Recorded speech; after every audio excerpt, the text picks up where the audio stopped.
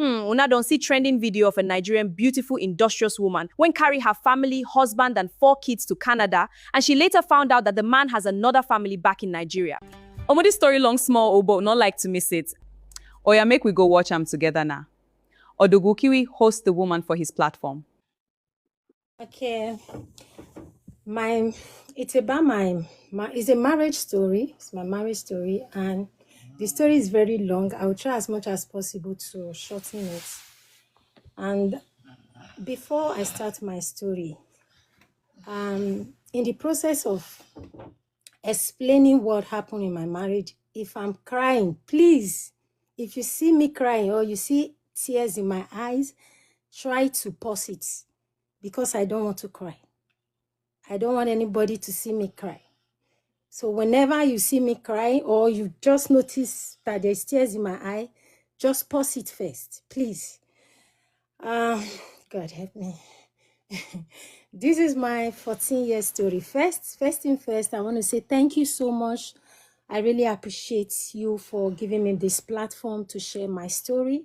The reason why I'm sharing this story is not to portray somebody as a wicked or bad person, or it's not to mislead people, but the reason is because I want young women like me to learn from my story.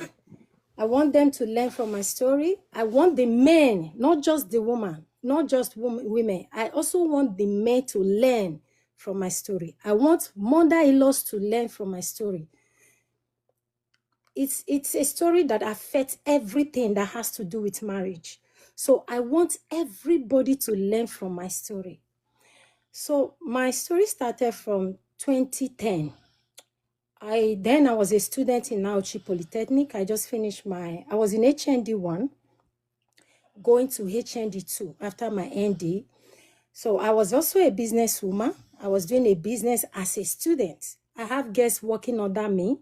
And I traveled to Cotonou and Togo to buy goods. So I was doing well for myself. And my family too, they were also doing well. They are still doing well though. So I was living well. I was not living as a student. I was living like someone who is already made, because imagine at my age at that time, I have my own business and people are working under me. So one day, my husband came to my shop and asked me about my madam. He said, please, can I see your madam?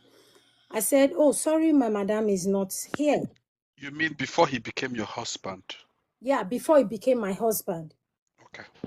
So because then I don't tell people that I am the madam, because even my workers there, they are senior to me. So I don't tell people that I'm the madam, because I was just a student and I was also doing my business. And that was not the only business I was doing. I have other business I was also doing, because I came from business-oriented family. So he asked for my madam.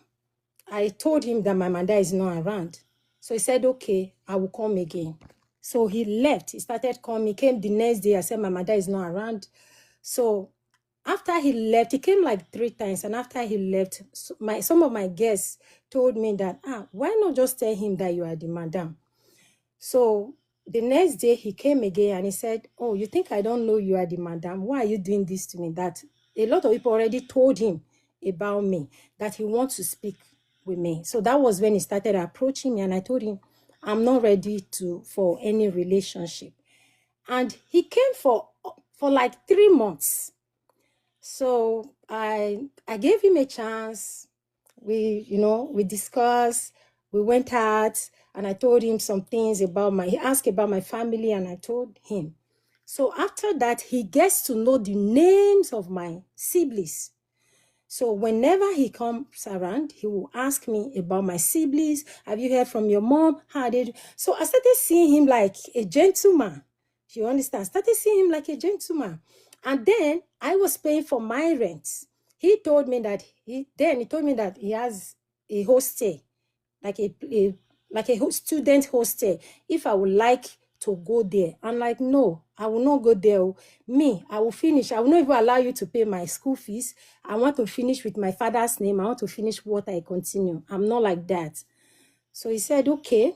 So all through my school, before I got married, because I was still in school when I got married. So one day we lost our elder brother. So my mom mourned that my brother for a very long time, for years. So one day he came to visit, and he came to my place, my own town, Uromi, to visit. And that was the first time a guy would come to my house to visit me. And it was on Christmas, it was Christmas period. So as soon as my mom saw him, my mom hugged him. She never met him before. He hugged him and said, "Oh, my late son is back." To cut the story short, that was how I got married. To cut the story short, "Oh, my late son is back." So my mom told me, he's good, he's a gentle person, just go. So we did the introduction. Then after the introduction, I was still there as a student. I was in my room, in my hostel, and he was staying in his own place. He was staying in one room, self-contained. Where I was staying was bigger than where he was staying. The things I have in my room were more expensive than what he has in his room. And the amount I was paying in my own hostel was bigger than the amount he was paying in that one room self-contained. It was in that one room self-contained that we went to go and do introduction.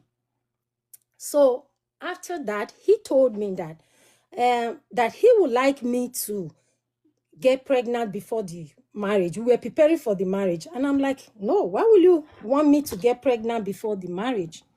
So he was giving me reasons, and I'm an Igbo man, and you know how our mothers behave, this. They started giving me reasons. So I said, no, I will not do that. I am not like that. I won't do it. Because he actually begged me for this marriage. I was not ready to get married at that time. I was still in school. So the day we made that, he cut the, what is it called? Oh God. Protection. Let's use protection. Yeah. Protection. So with that means, so after everything. Like he cut it without your knowledge. Without my knowledge. He broke it. Yeah, without my knowledge. Go on. So I later found that though, and he was like, no, he didn't cut it, and maybe it's a bad one or something like that. So that was how I got pregnant. And we were already preparing for the wedding, marriage, and everything. And even up to that time, before we went for the introduction, he took me to the mother to introduce me to the mother. So the mother said, no, that before the husband died, the husband vowed that none of her son will get married to a stranger, like someone who is not from Igbo land. Okay. So, you're from Uromi. And yeah, he's from where? He's from where? He's from Imo State. Umutazi, Olu local government. All right, go on. Okay. So the mother started saying, no, this marriage will not work, nothing. So immediately I came back, I picked up my bag. I said, I don't want problem. So he came, he started begging. And again, the mother sent a message that I should come. He said, she's sorry, she has accepted me, no problem. If I had known, that was the time I was supposed to leave. Because I saw the red flag. I actually saw the red flag. So we prepared for the marriage, the traditional marriage and the church wedding. So we did the traditional marriage in my place. We did the church wedding in Auchi because we were living in Auchi. I was still a student. So then he called me. I was actually planning. I planned my marriage from my own stay. I didn't even go to his house. I was planning my marriage from my hostel. So he said, in 2 weeks to the marriage, they called me for a meeting. The uncles, the auntie, my mother-in-law, the brothers, the sister, everybody. So I went to their house. So they said there's something they want to tell me, that the marriage, the traditional marriage and the church marriage, that the money that they are going to spray us for the traditional marriage and the church marriage, I should tell my family not to touch it. That they are going to be the one to pick the money and gather the whole money. So I'm like, it's okay. My family, they don't even have time for those. They won't have time to be picking money. So if you guys have people who will pick the money, it's okay. My family will not have time for that. In that, my traditional marriage, my family bought cow. My family spent a lot of money in my marriage. So they came, we did the traditional marriage. After that, we did the church. The next day, we did the church wedding. And my husband, remember, we are in one room self-contained. So we got married in one room self-contained. So from there, we went, after the wedding celebration, we went to a hotel. The name of the hotel is Presto. So people who live around Auchi, they will know the place. It's called Presto. So we spent a night there. The next day, early in the morning, my mother-in-law called my husband. I said, where are you people? We said, we are in Presto. He said, you people should come back. What are you doing in Presto? That was how we came back. We resumed shop that day. We got married today. The next day, we resumed shop. Up to today, I don't know what did they call it? Honeymoon or whatever. So I asked my husband, why? I thought you said you booked this place for like 1 week for us to stay. He said, don't worry, I don't want problem, don't worry. Though I started feeling, within me, I said, once they see the kind of person that I am, everything will work well, you know. So we went to the one room self-contained. That was where I gave birth to my first child. Though, while we were there, after 2 weeks of our marriage, my husband said he wants us to go and rent a 3-bedroom. So I reminded him that, remember you told me you have a land in GROA in Auchi. So instead of us to go and rent 3-bedroom, let's stay here. Let's stay in this one room. From here, we'll gather money and go and build our own house. So we'll go to our own house from here. So he said, okay. So while I was pregnant with that baby, for 6 months, I was not myself. I was vomiting blood and I'm jumping some things. After the marriage, up to today, I don't know, I was not able to see the money that they sprayed us. They didn't give me the money. They didn't tell me the amount. I started asking my husband rather, started asking him, what about the money they sprayed us for the traditional and the church wedding? Where is the money? Who is with the money? So he said, I should not worry that they counted the money. First, he said they are counting the money, that the mother and the brother and sister, they are counting the money. I said, okay. So I started asking, where is the money? Where is the money? Up till today, I did not use this my eye to see the money that they sprayed us, or know the amount of the money that they sprayed us in our traditional marriage and church wedding. I did not see the money. So I just allowed it to go. Even the gift that they gave us, the wedding gift, since we didn't have space to put it because we were living in one room self-contained, so we decided to take it to the mother's side because they were living in 3-bedroom, the mother, the brothers, and the sisters, so they were all living together. So we decided to go and put all the gifts there. Before we went to our house, my mother-in-law has already like half the gift.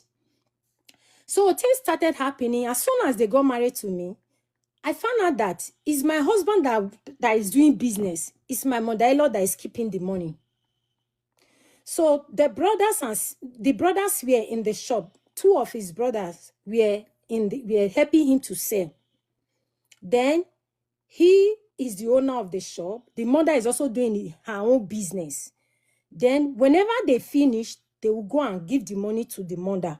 So the thing that they are keeping the money is like a boss, like a small boss. So the thing is in the mother's house. So if my husband comes from shop like this, he's going to give the money to the mother. So he was the one doing the business. The mother was the one keeping the money. And whatever they want to do, they take money by themselves to do it. And if my husband is not around, if I want to buy Pampers for a baby, I have to go to my husband's brother and ask for money. So that was how we were living in that one room, self-contained. And after like 1 month, I told my husband, I have some money. Bring the one you have. Let me bring the one I have. Let's go and start something. So that was how we started building the place. We built the house in GRA. It's 4 bedroom, 2 flats, and it's like a duplex, but it's 2 flats. So we finished building the house, and I went to that house the day I gave birth to my son. That was March 6, 2011. We got married 2012. We got married 2011, October 2011. So I gave birth March 6, 2012. And that was the very day I moved to the house, to the new house that we built. And during my pregnancy, for 6 months, I was vomiting blood. I was like a patient with I don't want to use the word. And there is no hospital I did not visit. They will tell me the baby is fine and you are fine. There's nothing wrong with you. I was vomiting blood. My mother-in-law started telling people. He refused to accept me. He started telling people that I'm Banje, that is the thing that is disturbing me. That he told the son not to get married to me, that the son insisted. Then he called me and said, if you will stay in this marriage, if I tell you to sit, you sit. If I tell you to stand, you stand.